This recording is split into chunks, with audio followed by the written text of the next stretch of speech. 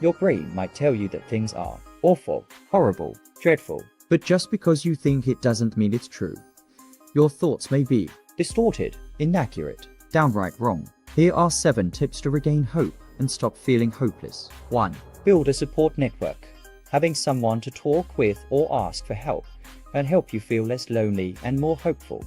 Try to reach out to friends and family members if this is possible. You may also want to create new bonds. 2. Remind yourself how many times life has changed for the better.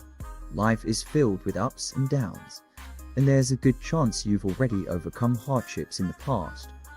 Research shows looking back on past success can increase your hope for the future. 3. Identifying the next steps can help. Come up with a way to solve the problem, find coping skills to address the feelings, and put a plan in place to implement new changes and how to maintain these changes. 4. Consider finding strength in spirituality. Spirituality is a sense of connection to something bigger than yourself.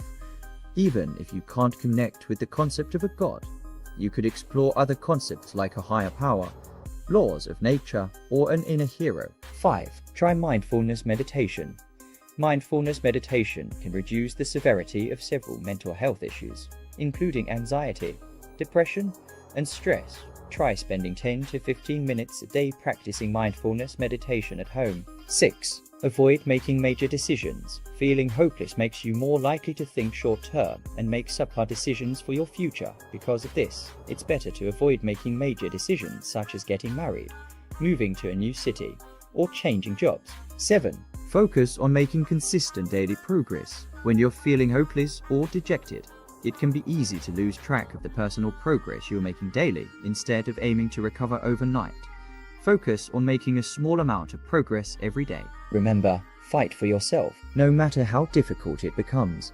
Never let yourself give in. After some time, your spark will eventually return. You will come out happier, healthier, and wiser. We are in this together.